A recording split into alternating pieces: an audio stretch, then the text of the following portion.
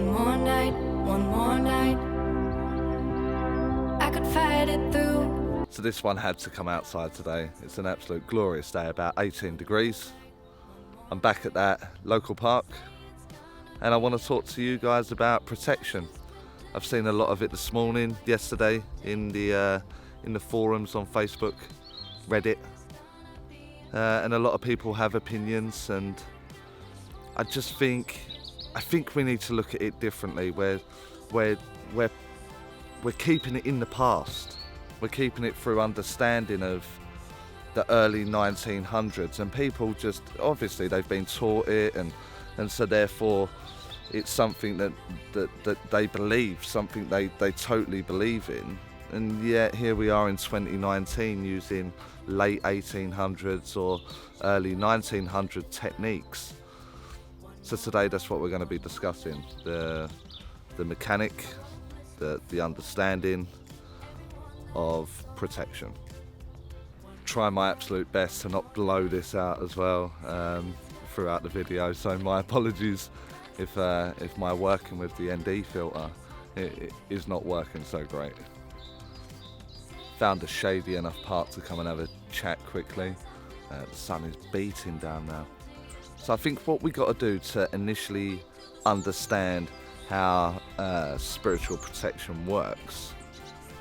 Sorry for the juggling about there, let me try and stabilise that. How it works is that we have to go back to a time when the spirit world delivered the principles through the mediumship of Emma Hardinge Britton, and it's the fifth principle.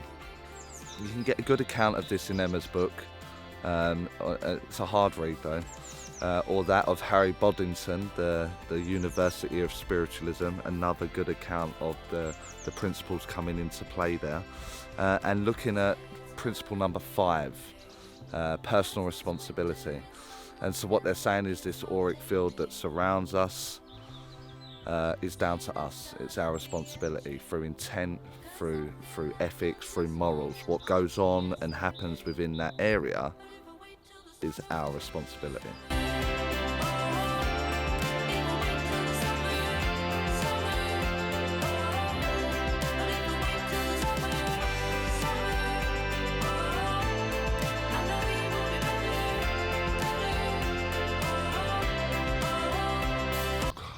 Gonna get eaten alive here and by water. So what we firstly need to understand is the kind of person that we are, not necessarily a medium. In fact, probably most of you not being mediums would benefit more from this. It's trying to understand how we perceive life, take away the good and the bad days, because we all have those. What do you look at life in general? Is it a fear-based life? Is it something where you are over anxious or you're constantly worrying? Or are you seeing something that's just always positive and you're full of life? Firstly, we need to establish that. Then as and when you want to develop as a medium, this will sort of go into the style that you are, and we all know it. I mean, I'm not the first to say it, and I'm not going to be the last to say it. There are too many people out there that are too much on the love and light side. There are too many out there that are on the borderline delusional side. And so it will kind of categorize where you are in development on how you view life, how you view through the lens of life.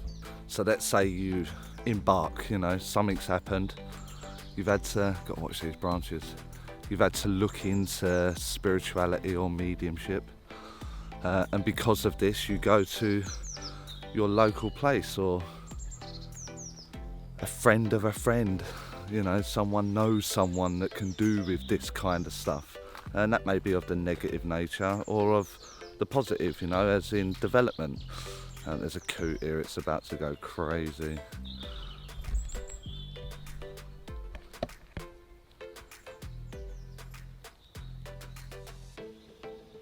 So you contact your people, your person, and this is exactly where the problem begins, right here, right in this moment, is if they have an understanding that is dangerous, it's dangerous to talk to the spirit world, or you need to protect yourself, then that's it, it's done. From that moment onwards, you're going to have a huge issue in removing this from your mind. A seed has been planted. So it's very much like it's how we decide to look at mediumship is going to be key throughout your development, absolute key. So let me stop on this bridge to give you an idea of what I mean. It's very much like this camera. So if I choose to see through this lens very darkly, that is all I can see, that's all I have. Or if I choose to only look at it lightly and let too much light in, let me remove it, too light, then I can only see it in one way. So this is very much like the lens that we're looking at mediumship through. If you're looking for negative and you're looking for nasty things and you're looking for things to go wrong and this is your main makeup, then of course along the line you're going to find that sort of stuff, aren't you? So it's the mechanic, it's the wiring of your mind that is going to start to change the perception, not the fear. It's going to show you a different way, and this is where we're stuck. Late 1800s, late or early 1900s, their idea was so new. They couldn't explain it, they couldn't understand it. So through a manifestation of their fear, through the teacher, the demonstrator, whoever, through their fear, great, nice one, through their fear, they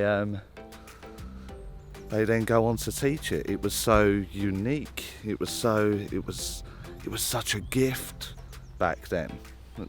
Now we know different. We know that this is just a state of mind, and whatever lens we decide to wear during this journey of life lets us see it in a very different way. Agree with the footage so far. This country park is absolutely stunning, but if I just walk sort of 15 minutes that way, I know that 2-3 nights ago there was a young man that was stabbed, a group of 4, like real bad, and knife crime is definitely on the rise.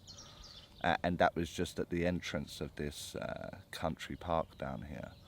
And so if I chose to allow myself that thought plane, something very negative has happened, and I don't know if he's all right or not, let's hope he is. But that's how the area will get a bad name. That's how this space will get a bad name, because we're all fearful of, someone's been injured, someone's been hurt, someone's life has been taken. Or we can come and look at the butterflies and the coots and the ducks and the beautiful trees and the walkways. It's the perception that we're seeing it through. So while we have the idea of negative and protection and they are coming to get you, it will never go away, because we enter it naively. We're looking up to people, we're looking for guidance, we're looking for someone that maybe knows a little bit more than us. And if that person is of a negative outlook on life, someone that has only had teaching through someone else's philosophy, and they haven't delved into their own philosophy, their own experience, their own understanding, then they will take on board someone else's philosophy and understanding with no evidence, with no grounds to back this up on. And so this is where the problem will continue. It will constantly be there. I was on a forum the other day, or a group, and I love the group, I love the content of the group, but a lot of them on there are talking about, I'm off out for a meditation, what a beautiful day it'll be today to go along this walk and have your meditation, and asking what do I need to do to protect myself. Meditation is just an altered state. Why do we need to protect from the altered state? Meditation is just a mind journey. You're just altering the state. You're silencing the background noise. and then you go on a journey that may be guided, that may be a guided one. You may be putting some like earbuds in or something and doing it that way. And so there is really no need for protection there. And then mediumship is just an altered state. You're allowing the spirit world a space within your mind to tell their story. It honestly amazes me. I don't know of a medium, of one with caliber, one that produces evidence, not someone that says they're a medium, but someone that actually walks that talk, that has had any kind of problem through bad, through what you guys would know as evil spirits or a bad spirit world. And I'll tell you why, because it's not there. You know, I'm completely open now. If I move my mind to the spirit world now, like in this wooded area, which I'm sure has stories, and they have the opportunity to come and get me, why not get me? It doesn't make sense. The logic behind it doesn't make sense. So the problem we have is, I would say to you, try it. Go out and try it. But you will still be fearful. We've got to eliminate the fear, because the fear is what will manifest. That will manifest for you. So we need to get into a position where you know that the spirit world cannot enter that space, good or bad in your opinion.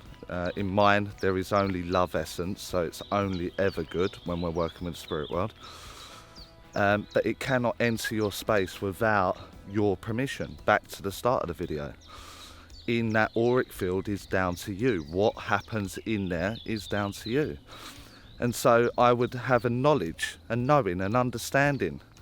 Have you actually ever had the example? Eliminate fear. Eliminate the problems that have been going on in your world, in your surroundings. Eliminate that fear. So on a good day, has the spirit world ever come in and been bad? Has the spirit world ever come and harmed you in any way? And I know the answer is no. I know it's no. Cast your mind to any story. You've never heard of the story where the young family are out and they're enjoying a day at the park or in a beautiful country park like this one here, all the way around. Not once ever have you heard of a story where everyone's sitting down having a picnic and they're all laughing and joking and everything's going wonderfully well, and then all of a sudden the spirit world attack. It's never ever that case. It's never ever that case. It's always a case of your financial crisis has just plummeted. You don't know how you're going to get your next meal. You have just split from the person you have had a relationship with all your life. And your security and your status is about to completely change. And it's always at night. It's never during the day. It's never here during the day like this.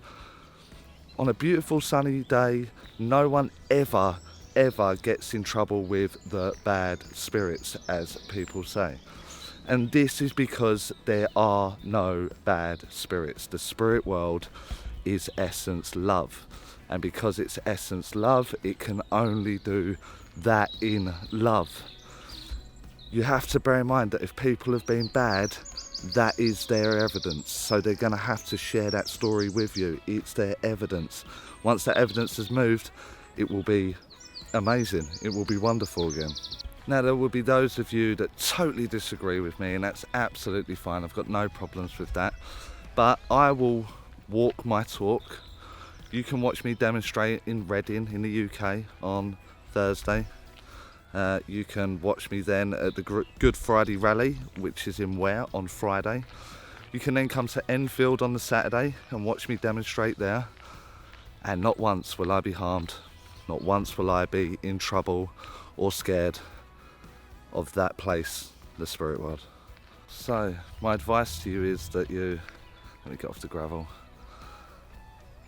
step away from these circles. I know it may only be your form of practice or influx of information, but if it's wrong for you, then it's never going to go away. It's going to hinder development.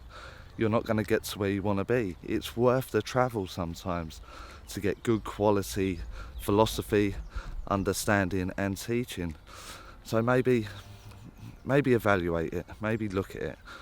When you're working with the spirit world, and I mean that in all contexts, you're doing communication, you're working with mediumship, then you have absolutely nothing to worry about. If the lens of life that you have on there is not looking for anything bad, and you are not fearful of the spirit world, then nothing at all can harm you. Personal responsibility, as I said, that spiritual principle. So just look at it, evaluate it. Now this can move into your everyday life also. This is something that you want to be looking at. Of course there's good and bad scenarios in the real world, but when you're working with the spirit world, it's essence love.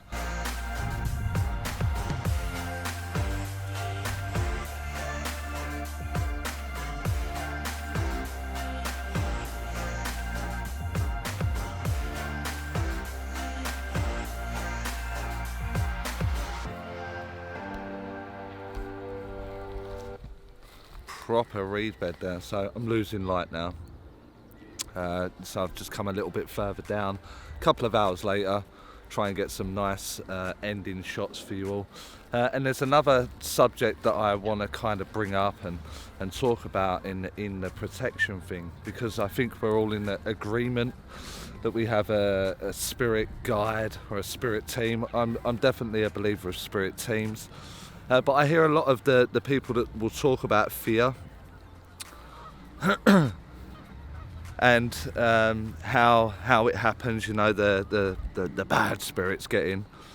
And you've got to ask yourselves under that kind of philosophy, because it's so dated back, that those are the people that will have a spirit guide, maybe an angel or something along those lines, and a gatekeeper.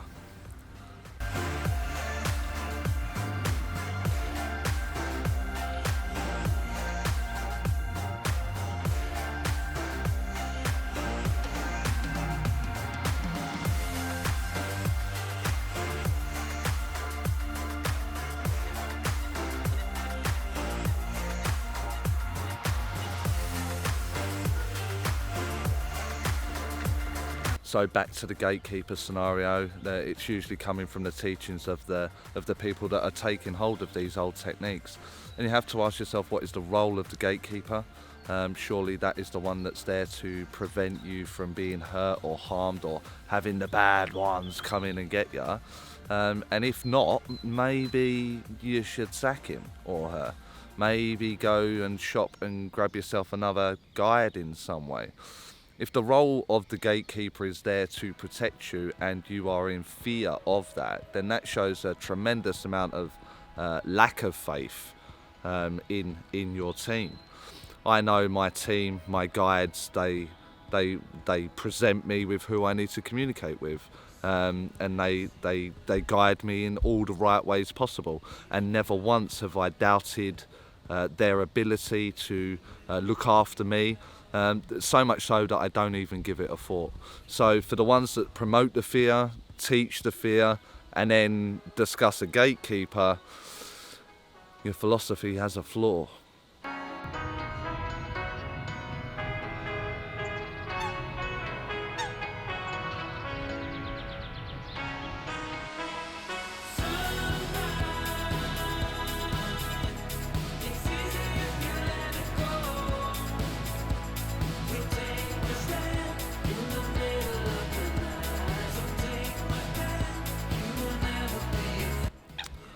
So as I draw this video to an end, I think what we need to do is maybe put a little bit more faith in that spirit team that you all talk about so dearly and that we all hold very, very close to our heart.